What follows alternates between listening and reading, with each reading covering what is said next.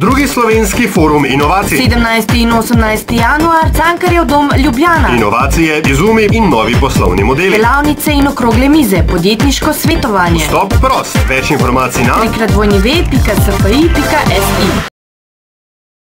Poslušate in gledate Radio Kaos. Danes bo na koperskem sodišču narok za tožbo nekdanjega šefa Mercatorja in sedanjega ljubljanskega župana Zorana Jankovića, ki toži podjetji Istrabenz in Laško, češ da se nista držali dogovora o prodaji tretjine delnic Mercatorja takratni upravi, ki ji je načeloval Janković.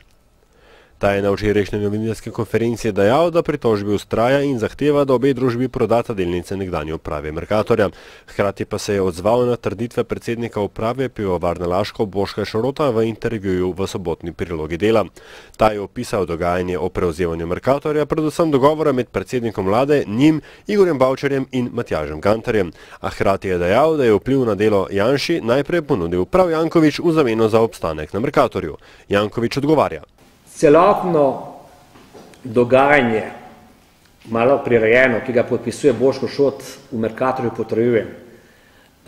Ne verjamem, da se gospa sekretarka bivša skesala pa prišla k njemu jokati iz nekih visokih moralnih nagibov, ampak je imela točno jasne interese.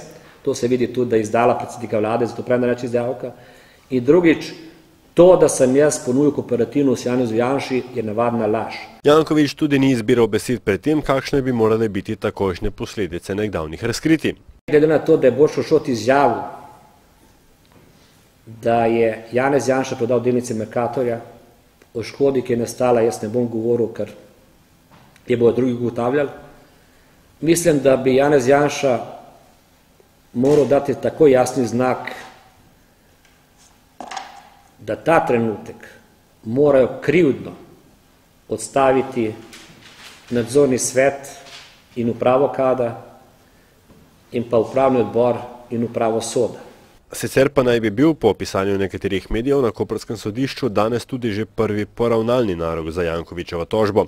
Če se bodo stranke v postopku poravnale, se seveda vse skupaj lahko izkaže zgolj za vihar v kozarcu vode, lahko pa tudi postane izjemno vroč uvod v politično pregreto 2008. Za Radio Kaos, Aljaž Pengov-Bitenc.